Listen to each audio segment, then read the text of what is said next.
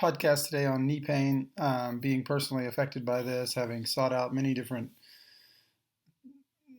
many attempts to try to heal my knees after overexerting during a kind of reattempt at running again with some headphones and jamming out and kind of hurt myself. And so it took about a year for me to figure out, maybe longer, because it was just this increasing pain, and so I went and got all these like X-rays and doctors and interface with a few different people, and just couldn't get anything solved, and I never got really any clarity from anyone on what they thought it was. I got some ideas from some doctors about needing surgery, and it just seemed a little bit um, what do you say? It seemed a little bit like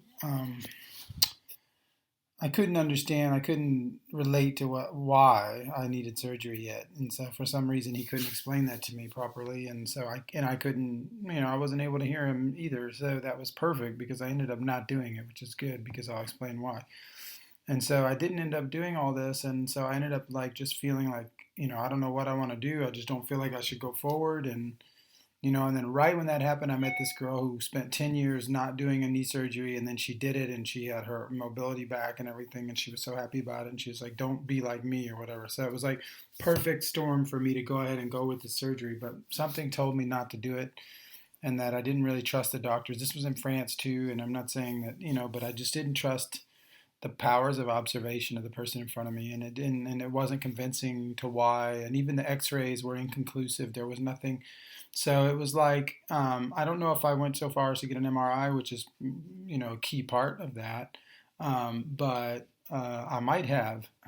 It's possible I did because I keep picturing me in that type of room, but I'd have to look back in that and see if it was an MRI or if it was something else. But anyway. Um, I I ended up figuring out that a couple of things were happening. The number one was the shoes, and so I realized that the shoes were causing the knee pain, and it took me a long time. And not only were they well, it's not that they caused the initial thing, maybe at least in my case, because there was an overexertion that I could trace, but it was what they did after that, as far as that overexertion and what that caused, that damage that was caused, being able to heal properly. So what was not such a, what was probably a bad thing as far as the shoes goes, became a really bad thing whenever injury was there, and there was no way to recover. And so that was where it came in. And so I went and I started researching shoes, and I started. Well, it took me a while, and I just kind of like, I don't know how I stumbled into it by accident, but um, did I order some sneakers or something like that? And I may have ordered like some boosts or something, and I started walking on them. I started to feel a little better, and then I started looking into European shoes. Like all these traditional shoemakers, they only make these leather shoes.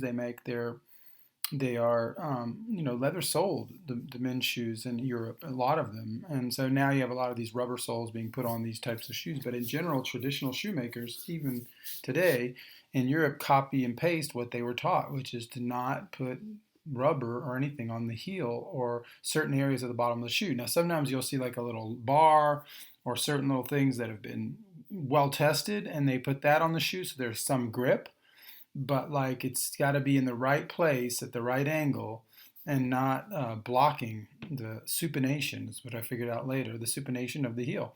So basically, when you walk, your knees rotate. Okay, and so with that rotation, it reverberates down into the calf down to the heel, and so it comes out of the heel like this. And so when the heel is blocked by a lot of grip, like super grippy soles, well, it stays in the leg. It stays in, it never gets out. So it comes back up to the knee. And so that over time is creating more and more pain. And the more you walk, the more painful it is.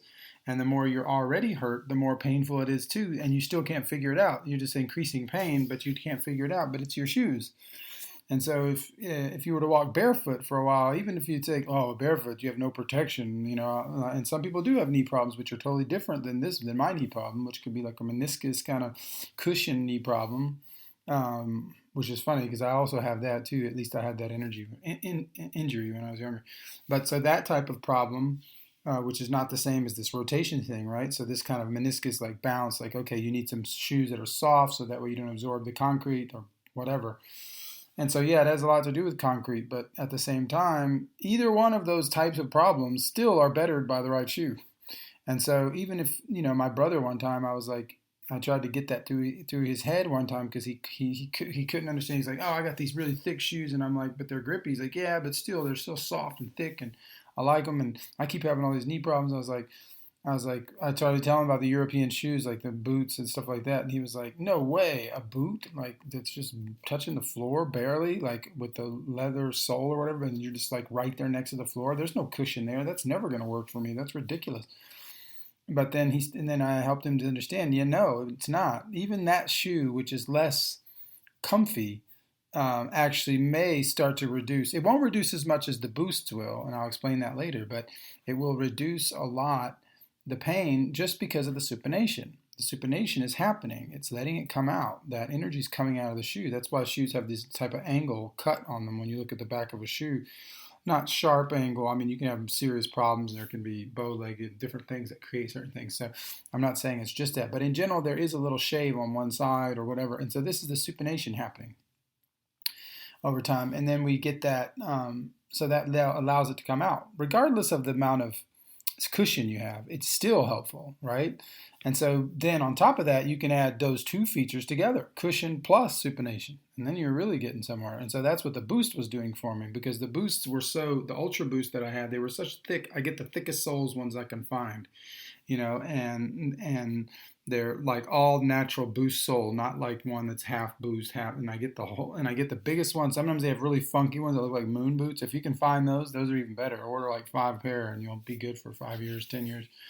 But and so this type of thing allows for the supination to come not outside out through the heel, but into the boost, because the boost is like walking on a mattress. It has this strange kind of feel, but it's not like it's a well-designed shoe to give some active pushback, when it's pushed on. So that's important. You can't just put a mattress and make it work. It probably won't work. So they developed something interesting, right? So and I don't know what their combination is, but to be honest with you, a lot of the active pushback comes from latex and rubbers and natural things, and a lot of the chemical, like petrochemical stuff, doesn't have the active pushback. You can't emulate what latex can do. Latex has this natural pushback, So maybe their boost is some combination of latex and petro and cloth, and I don't know what they're doing, but like they figured out something. And like the old timers, like the old school, like if you go back to even ancient Greece, I mean, they were using cork, right, in the shoes and sandals and stuff. And so that cork was allowing for, you could walk a long way on these things because of that cork. So that's that natural sponge. They still use cork in shoes. I mean, Birkenstocks included. But what I don't like about Birkenstocks is somehow they've done something to the cork, like they've poured something over it to make it like almost hard now. So it doesn't really give you that softness anymore, because maybe they figured, the shoe wouldn't last as long, or actually they probably use it like the shoe would last as long if you were to cover just parts of it with whatever kind of epoxy that they're using, or glue or whatever. But they cover all of it because they're lazy and they just want to, not have to deal with the shoe being fragile in any way, which I can understand. But at the same time, they lose basically the reason that they made their market. I think the only reason Birkenstocks were even popular at any degree is because they followed natural law of this like old cork idea. So some of these ideas is what makes a business, and then they forego it once they have their reputation sometimes, and then that's to the commercialization, and just like it loses its soul and it becomes just a hard shoe like everything else, with just a look, just the only thing left is the shell, so once you sell your soul, right? So yeah, getting Boost really helped me, because it helped, and it took about a year. I mean, it did take at least 3 or 4 months for me to even know it was the Boost at first, or at least a month before I started to go, what is this? But so it was very hard to figure this stuff out, and then eventually I figured it out, and then the leather soles, and then the fact that all traditional shoes were made this way. And I even talked to shoemakers after that, and they were like, "Oh yeah, we never put this here. We always put an angle on it if we put it here, because they can block the they'll even know some of the terms." He didn't say supination, but he knew that the heel had to have some looseness there. And because he'd been working in that tradition. Now those traditions have been replaced in America. We just stick some soul on there, and it's grippy, and everybody's happy. And you think you can just overcome this with maybe some insoles or something, which probably can help to a certain degree for certain things. But I've never seen them to have the same power as the boost as far as that absorption. I mean, concrete is very patient, and it's going to win over us. And don't think that we've been doing this forever. We've only been walking around in shoes on concrete for a couple hundred years. Not even, maybe 100. At a larger degree, to a larger degree. And so this is new, and so it takes the body a while to realize that it's getting its ass kicked. And so try to find the right way to treat your knees, and then you won't have to go through surgery and all these other things. Now, this could apply to a lot of other things in the body. Well, at least from the shoes on down to other things that we're doing in the body. A lot of food plays into this too, how we eat, like all these soy-fed foods and soy-based foods. I mean, everything you eat has soy in it. Every chicken you buy, 99% of chicken you buy in America has been fed 30 to 40% of its diet is soy. So how to get around that? Well, you got to find other ways and order from Amish farms and do more seafood and hit Asian and Ukrainian and Russian and Middle Eastern and other kind of markets, and you got to start learning to get outside of that standard position that everyone's in, because that's where we're getting in trouble. Like, if you don't believe in darkness, that's okay, but if you do, then you would know that if they were going to hurt anybody, they would aim at that middle area, right? Anybody who's going outside of that to a certain degree is going to be somewhat more safe because they're outside the calculation or whatever. And that's also concerning air, water, and everything else that we put in our bodies, or so we have to be smart in air filtration and water filtration, and even glass water bottles if we don't have filters and stuff, and even the filtering system. It's hard to get a good one. You got to spend at least $8 or $9 grand to get an RO system for your whole house, and so if you haven't done that, then you're probably not in the right department. Some plastic version made in China, and you're getting more BPA or whatever, BPS and stuff into your water. So do it the right way and spend the money. But so anyway, that I'm hoping that can help on some of the knee problems, just that specific issue. I also recommend transdermal magnesium locally. You apply it directly onto the area of the knee, and you massage it in every day for 3 or 4 months, and you allow that whole zone to become saturated with transdermal magnesium.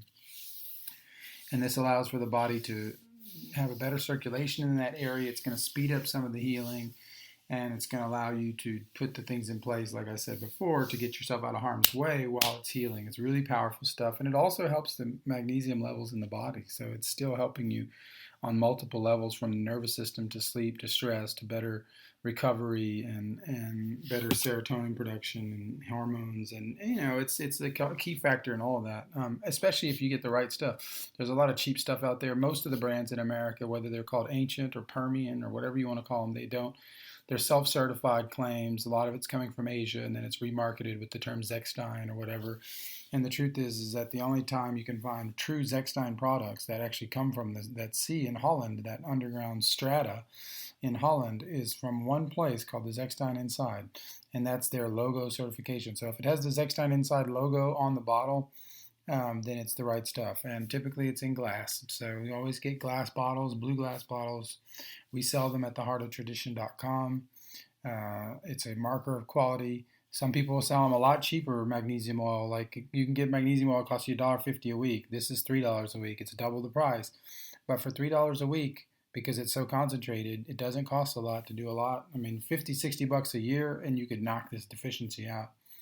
So don't go cheap on this one area, the biggest deficiency and the most ubiquitous mineral in the body. Try to get the right stuff, because if it's solvent extracted and imported, like I was telling you, then it's going to be void of its raw chelation powers and its raw uptake and conjugation powers that it needs at the cellular level for all the catalytic exchanges. So you want to get the right stuff, the best stuff you can for this big deficiency. Anyway, come check us out at theheartoftradition.com.